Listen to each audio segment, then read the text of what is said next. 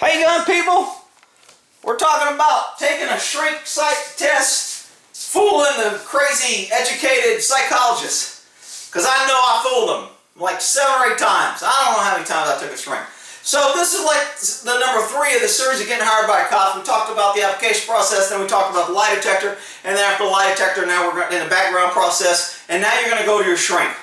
Shrinks are a very different breed. I mean, these guys play more freaking head games, and they try to trick you up, and they try more stupid shit to get you to kind of go off. And, you know, I don't know how many times in a psych eval I just kind of went, are you freaking kidding me?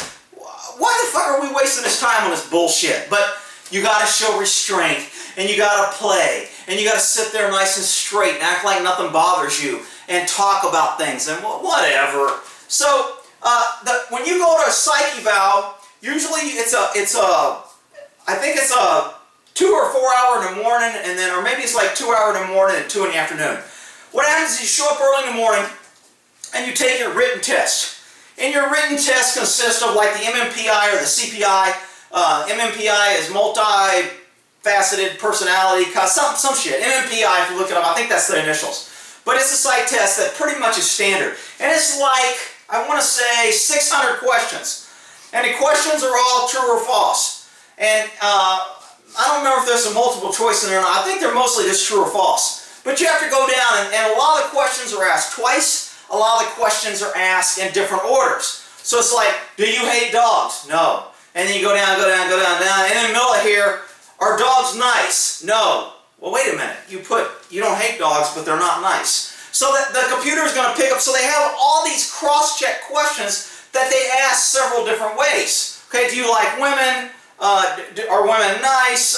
Do you like tall women? Do you like short women? Do you dislike fat women? Do you so all these questions, and then all those questions are kind of put in a group to where, what's your belief on women? Or what's your belief on sexism? Or what's your belief on racism? Or do you believe that people from Mexico are illegal? I mean, that's not one of the questions, but a lot of the questions are kind of stupid. And one of the questions I could never figure out, and I read it, and I guessed at it every damn time, is, did you like the movie,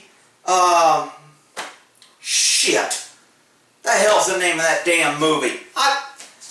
Some crazy ass movie that I never saw, and I never saw it, and I'm like, how the hell am I supposed to know if I liked it? Sometimes I'd answer yeah, sometimes I'd answer no. It's one of those psychedelic kind of weird movies with the rabbit and the magician, or, God, it's right on the tip of my stinking tongue. Whatever, I'll put it in the description, because I'll think of it as soon as I turn this off. So they always ask if you like this movie. I don't know what that movie is, or if I'm supposed to like it or not, but it was one of those psychedelic kind of weird movies that I really didn't watch anyway, and so I said screw it. So anyway, that's just how the psych, so after you take this 400, 600 question MMPI, then the CPI is another 200 or 300 questions.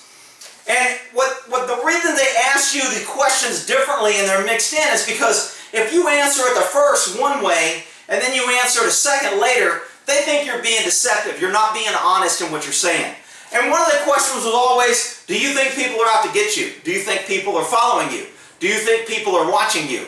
So those questions will be buried out there, and then they have to get your paranoid status.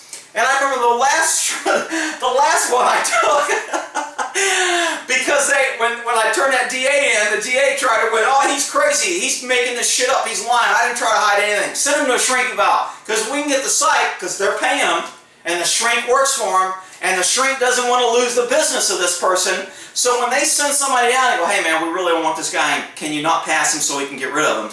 A lot of shrinks will be like, you know, they're already kind of skewed before you go in there. And my shrink was skewed. She had no clue what was going on. So he sends me this shrink because I turn him in, and I go in there, and she's like, so, do you know why you're here? And I'm like, yeah, I said I turned in the DA for hiding evidence, and now he's trying to fire me.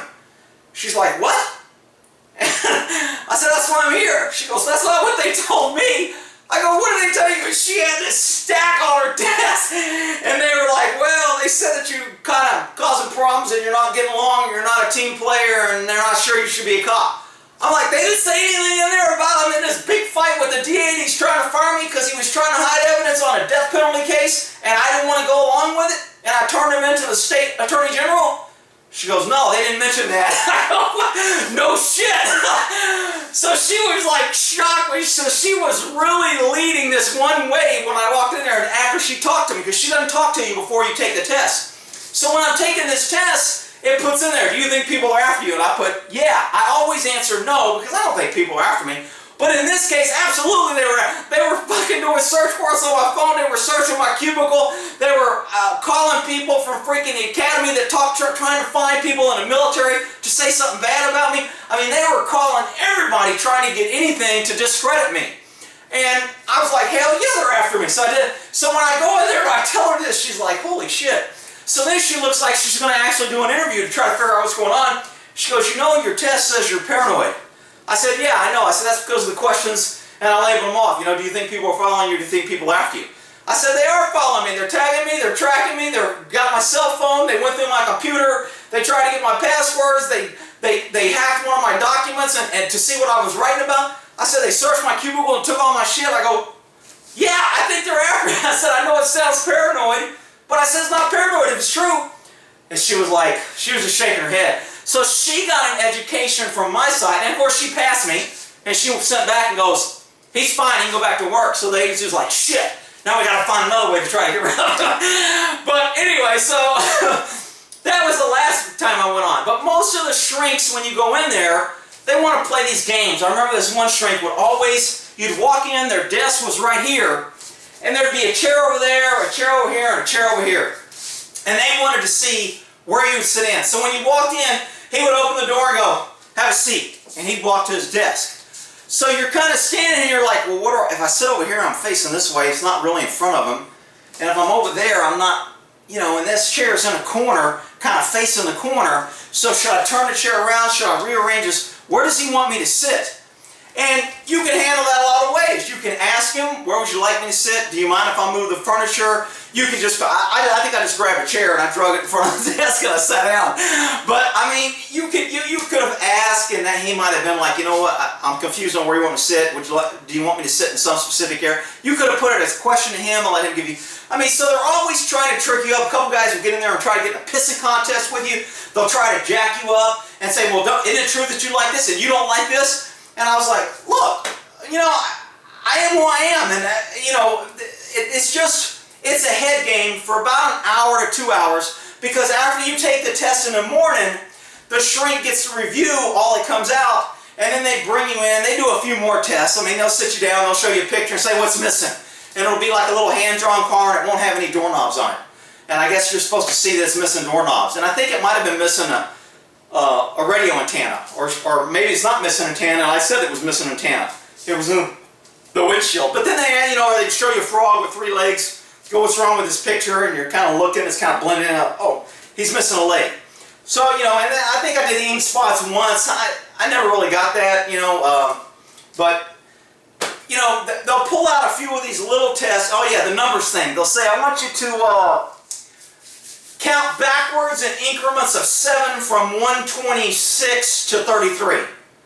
And so you're in here in the middle of this interview and they just spit that out, and I'm like, can you say that again? She goes, no. I was like, shit. I said, all right, I think he said 126 by 7. And you know, I don't know. And then there was a couple others where they have you count by increments so-and-so really quick. How fast can you do that? And then they'll say, okay, I'm going to repeat 5 words, and I want you to repeat them back as quick as you can. She'll spit out 5 words. So I kind of think that one is they're trying to see how nervous you are. Can you think on the fly? Can you still remember things when you're stressed? I'm assuming that's what it is. I don't really know, because I never got I think there's some test out there for the MMPI on the answers or what they're looking for, or variables. You can do some research on it. And then they do the oral interview, and that's where they kind of get into, you know, it says here in your background, well, what would you say if I said 2 people said that you had a temper? You'd be like, I don't know, who said it? Maybe I had a right to have a temper. You know, and again, you know, when you're young, my first thought would have been like, well, I don't think I have a temper, and well, how do you deal with frustration? How do you deal with anger? How do you deal with a fight? When was the last time you had a fight? When was the last time you cried? When was the last time you got in an argument and stormed off? You know, when was the last time you got drunk? Did you ever drink and drive? Have you ever drive drunk? Have you ever done a crime and not got caught? So all these questions, they'll come back and forth, play how many guns do you have? Why do you have guns? Do you hunt? Why do you like to kill things? Could you kill somebody? You know you have to do. I remember one shrink, I was late, and I was coming to, I was going to the shrink, and I was driving those ladies on the side of the road. And it was kind of in the city that I was working, it was on the highway, kind of nobody was stopping. She had a flat tire. So I was like, shit. So I pull over and I say, you need some help? She said, yeah, this is before cell phones, so it's not like you can call anybody. This is back when people had to help each other. So I pull over, I jack up her car, I change her tire. So then I cruise in there and I'm late. I'm like 5 minutes late. Man, the shrink, she gave me all kind of shit. I thought she was going to flunk me. She was like, I noticed you were late. I said, yeah, I said, I kind of got held up there. A lady had a flunk. She goes, don't you think this is important? She interrupted me. She goes, don't you think this is important? I said, yes, it's important. She goes, you want this job? I said, yeah, I want the job. She goes, well, you can't be here on time for a job? She goes, if you're working with cops and they expect you to be there a certain shift and you're not there and they have to go out by themselves and get killed, don't you think that's a problem? I go, I guess it'd be a problem, but I said, I'm not normally late. I said, I'm normally early, but I said, this lady was on the side of the road, and I said, you know, my sister and mom was on the side of the road, broke down, I didn't want somebody to help them, so I stopped and helped. I didn't think it was going to cost me my job. And she's like, well, I just think that shows a lack of judgment for you not to be able to commit that you're going to be here at a certain time and you decide just to stop and start helping people when you have a commitment to be here. So, I mean, I don't know if she was trying to provoke some sort of argument or response, but I was kind of like, damn, lady, you need to chill out. Get your ass out there on a flat tire. I'll drive by you and go, see ya. But anyway, she passed me, but I mean, she just, sometimes they like to provoke a fight or they try to accuse you of something and get you into this argument, and they want you to see, they're trying to get you to see if you're confrontational or can you be baited into conflict or how you handle conflict. Can you de-escalate? Can you stay calm? Those are, I think, all the factors that they're looking at. But, I mean, the shrink, like I said, my buddy told the shrink, you can't take somebody 4 times. I can imagine. She probably shit in her chair because, I mean, most of these shrinks are liberal, left-wing women who know nothing but sit behind a counter and they get to interview a bunch of rowdy, big cops and, you know, who want to come in here and be macho, and I'm going to put them in their place. I'm going to let them know that it's between me and their job, and they got to get past me, and I'm a woman, and I'm going to show them that I'm strong. And I'm just like, oh my God, can you just do your freaking job? So anyway, and I got a couple good shrinks that were pretty good. So that's how the psych process goes. And again, after that psych does her eval, she'll say, all right, he showed tendencies of this, he showed tendency of this, seems like he has a problem handling this, got confrontational, because I know a couple guys that'll be like, look, I ain't here to take your bullshit abuse, I'm here for a psych. And if you want to argue, I'm not, and they'll get really, some of them get hired, some of them don't. I mean, it all depends on a shrink. Do they push you far enough to where you actually stand up to them, and then you stand up to them in a way that they're like, that's probably acceptable. I pushed him to this point, and his response was appropriate to what I was doing, or proportional to what I was giving him. So, I mean, I wouldn't recommend you go in there and get an argument with them, but they're going to try to. But if you go in there so cool and nothing bothers you, they're going to think you're being fake, and they're like, you know what, I couldn't get a response out of him. Seems like he's holding back, but he does have good self-control because I tried. Again, I don't know what the hell they say. I just know through being through a bunch of them and talking to a bunch of other cops that have been there. I mean, I remember when I was in the military one time, LAPD was doing a big hiring thing, and they were like, if you're in the military, we'll fast track you in 1 day. So me and my buddy were fed up with the military. We're like, man, let's go down there and see if LAPD will hire our ass. So we go down there, we're like, yeah, we're going to fly. We didn't do any preparation, no shit, because they were just like, come on down, we'll do the oral, we'll do this, and then we'll give you a background package, and we'll give you an application, but come on down and we'll do the... So I went in there, and this is pre-Rampart. This is when LAPD was out of control violent. And you know, I was in the military kind of a little bit more reserved and more, I guess I would say friendly-oriented policing, not beating everybody's ass policing.